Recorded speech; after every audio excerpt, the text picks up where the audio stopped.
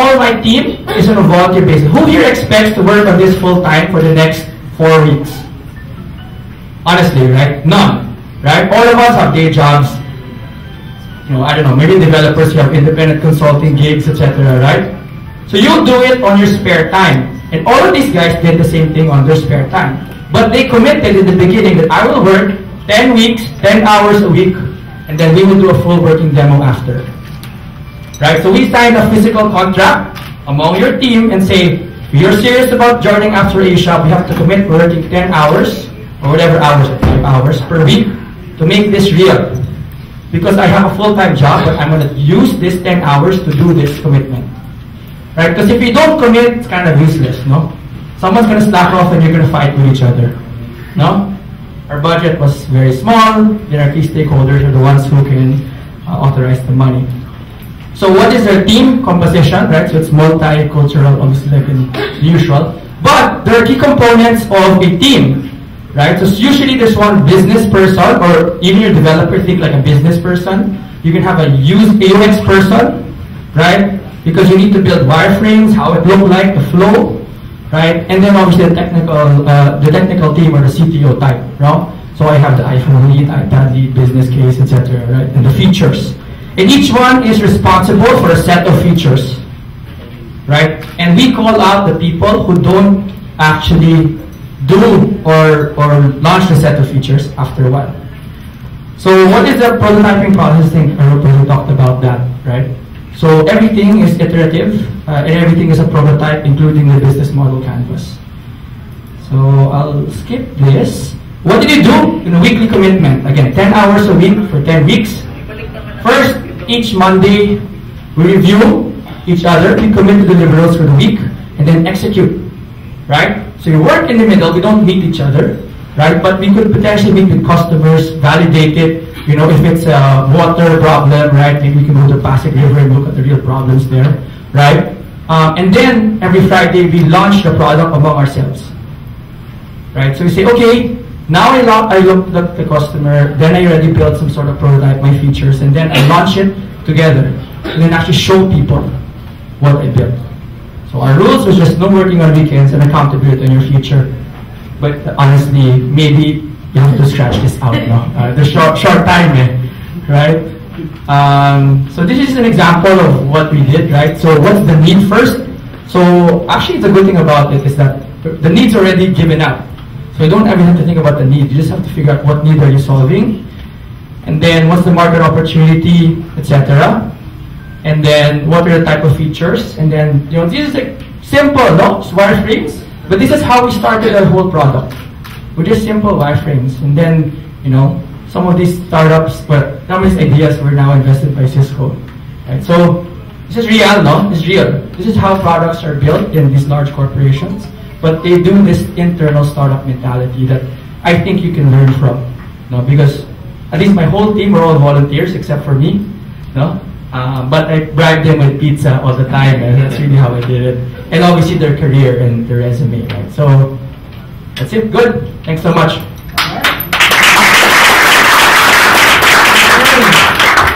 So, questions. I'm sure that should have gotten your curiosity up to now.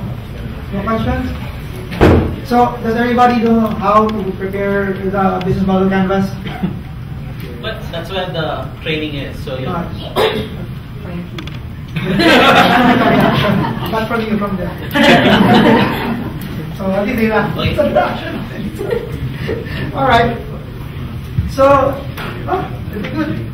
At this point, it's actually mostly now. It's really an open forum now. Maybe we'll spend the next 15 minutes.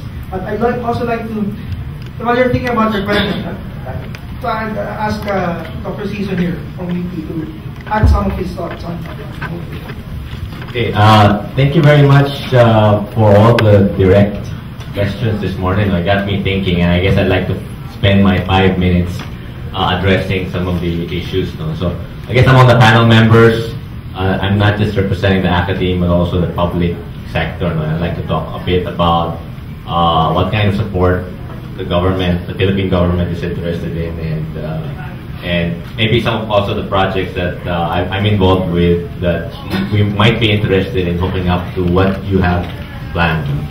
So, like Arnie said, I'm program leader of the Enterprise Center for Entrepreneurship. So we help, whether you're a student or a working professional, we help you with your startup. And we've helped over a dozen startups already, and we have currently 7 teams in our current batch. And we're launching our next cycle in June. So stay tuned for that announcement. Our website is enterprise.upd.edu.ph.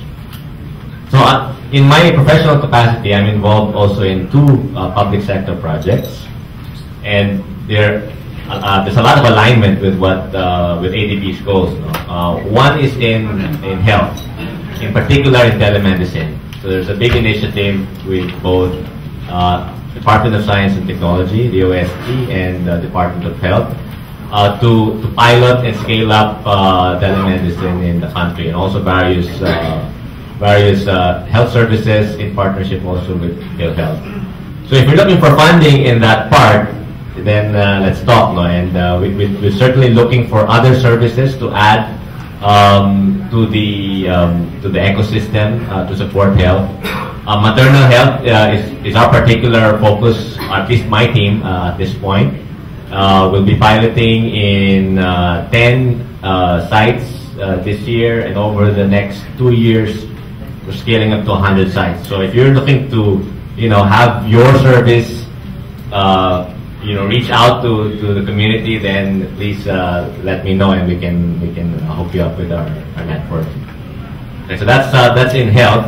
The other is in education. I'm also part of an initiative called CloudTop. It's with the Philippine Development Foundation, led by Dado Banatao. We're partners with both DOST, ICTO in particular, and with the Department of Education. And our mission is, like Chris and company were talking about earlier, is to help scale up sustainable ICT solutions. And I guess may I add something about what Harup was saying about the business model canvas. For developmental initiatives, a big chunk of it is also sustainability. Even though the government may fund it initially, if it's not sustainable, it will not last. It will not be forever. Okay, and that's our goal in the developmental community, to make sure that these initiatives have an impact that extends more than the life of an initiative like this one. We want to make it have a continuing impact. So when you're thinking of sustainability, then the business model canvas is a good way of thinking about the different parts where you create value, and then your cost structure and all of those things. And if you don't factor this, all of this into account, then it's just an app that it's just for display. But we want it to be more than just an app. We want it to have an impact. And this is the philosophy that we've also adopted in the public sector, both the telemedicine initiatives and the CloudTop initiatives. We have business development teams within our group to look at the value creation side and the sustainability side of the project. So if you're interested in either of those areas for your entry perhaps for Asia, let's talk and let's see what we can do together. And as far as providing support and resources for you, certainly the government is interested. DOST, for example, is throwing money to the projects. We have to say no sometimes in the academe because they're asking us for proposals, and we're all tapped out.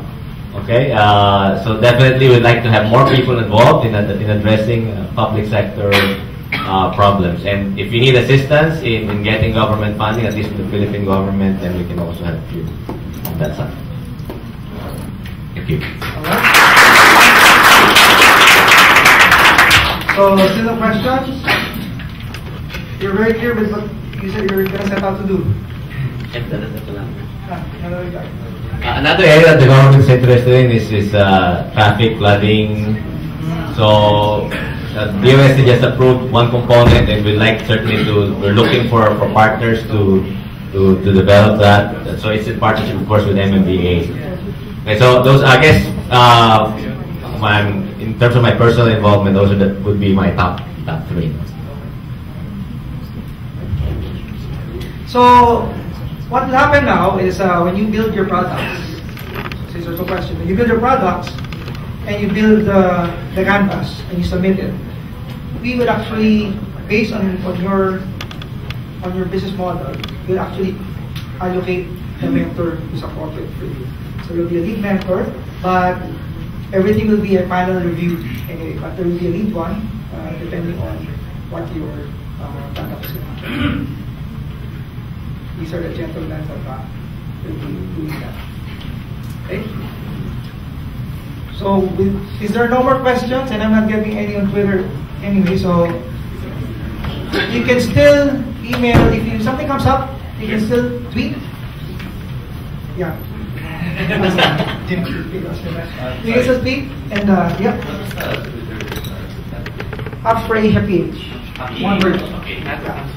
Yeah, because we have to put PH because it's remember it's an Asia-wide thing. Malaysia just had theirs last week. And Korea. So yeah, I was gonna ask Jim also to provide some inputs or some insights, as you go along with the project. Yeah, thanks, Arnie. Unfortunately, Arnie didn't tell me I had to prepare anything, so I didn't. But just to give you an idea of what we are, first of all, we're very excited to be part of the Apps for Asia initiative. A while ago, Mr. Duncan McIntosh talked about the EMI Bigas Hackathon. This is actually something that SMART partnered with the International Rice Research Institute on. They wanted to have a hackathon to bring about applications for agriculture, so we assisted them in the process. We taught them what a hackathon is and we administered it. And we're hoping to do something along the lines also here with Apps for Asia. We believe strongly in the goals for Apps for Asia. A lot of us here who develop software, usually when we're thinking about commercial applications, we just think about the more obvious categories like games or entertainment.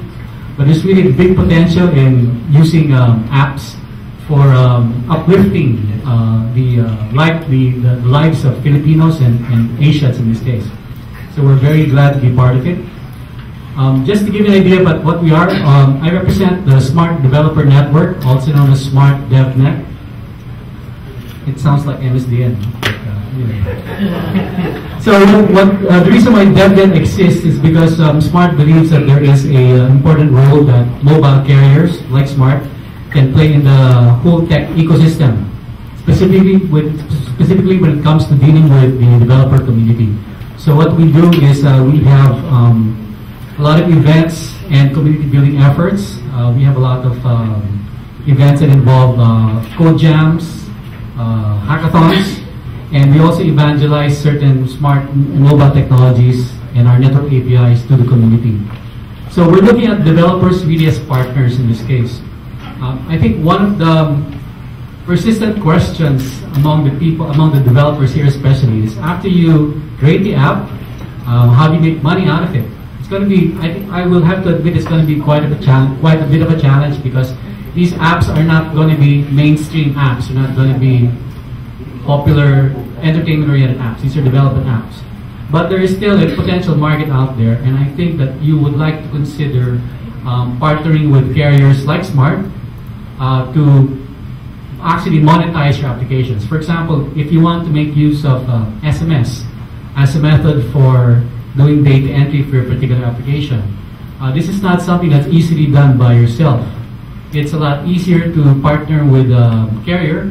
We can give you access to our SMS APIs, and when it comes to monetizing that particular service, carriers like Smart can help market the application and make it available to our customer base of about, what is that, 50, 60 million? 65 million subscribers, including Sunshine. So that becomes your potential market. So I'd like you to consider